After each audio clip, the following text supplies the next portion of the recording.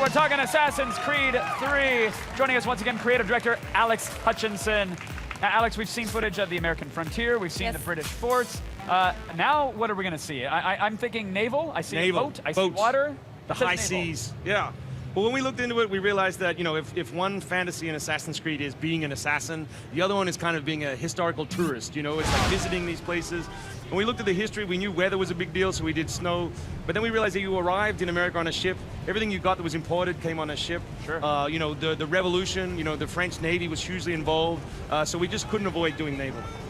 And you're doing it in a big way. This isn't like parkour on a boat while stabbing people. You're driving the ship, you're manning cannons, you're calling it out. Yeah, exactly. So we knew also we wanted to be in the same vein as the main game. So it's still action-adventure, it's still about navigation and combat, and you're a guy on a boat. It was important to us you weren't magically a boat for this period. You're still Connor, you're still on the boat, so you can let go of the wheel, explore your boat, go below decks, all that sort of stuff. So and you can actually board other ships as well. Yeah, you can. Once you do, you've got your usual choice of different cannon stuff. So they had this nasty stuff called grape shot, which was kind of all the crap on the deck of the boat loaded into a cannon and fired at the enemy crew. Right. So you can use that, or you can use, you know, your normal round shot to damage and sink the boat, or chain shot to sort of bring down the masts and then board it.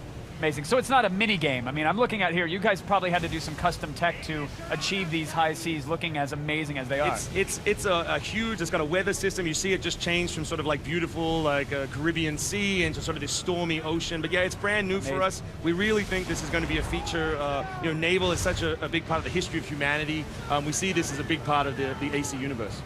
Now, okay, so let's talk multiplayer, because I actually really have been enjoying your multiplayer. It's a departure from your traditional run and shoot. There's a little bit of a different strategy. So how does it work into this game? Is it the same that we've seen, or is, you know, have been there some changes? Yeah, we have a brand new set of modes we've built in. The one you're looking at now is domination. So we're trying to mix it up for people who've been with us since the start. We're trying to clarify a lot to make it more accessible, so that hopefully we can get a whole new set of people to jump on board.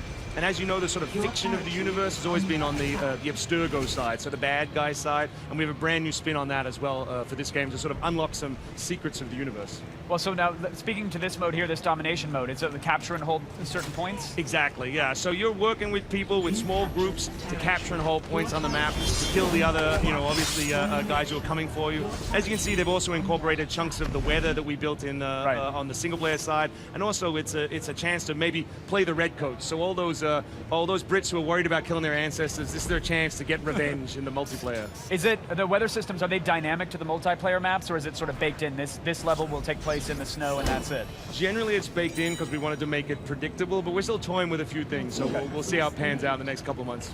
And what other modes can you tell us about? I'm legally obliged to not answer any other.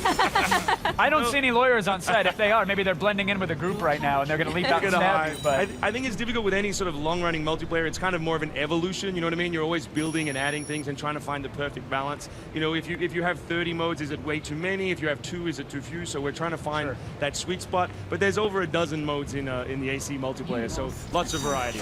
And can you tell people kind of the basics of how the multiplayer is? Because I think when people think multiplayer, they just think we all get in there and we shoot each other, or we get on teams of 4 and then we shoot the other team. We run around and swing a knife and hopefully we stab something. Yeah, I think there was a really big effort to try and make the Assassin's Creed multiplayer its own beast, you know? So it is still about sneaking, it still is about stealth and killing people in creative and attractive ways. And so how do you actually achieve stealth? So basically you can use many of the mechanics that you use in the main game, so you can sort of hide in different areas. You're trying to break line of sight between your target, and at all times you usually have one set target that you're trying to find in the map. So someone who's blending in as well, trying to hide, who you're trying to sort of, you know, root out. Right, you get your kill and that's it. Do you still have like those chase breakers and stuff where you have to kind of run through and that's what breaks it for you? Yeah, you're seeing some of that go back and forth between single player and multiplayer too, so that we have, you know, little interiors now in single player where if the guards are after you, can cut through the middle of a building and sort of escape in that. And so we're trying to sort of really unify the tactics in both sides. That's some good crossover, so we can get used to one set of tactics, single player, and that'll translate there, yeah. And then I also, I see that we're going to have some female assassins in multiplayer, something that I really respect and appreciate.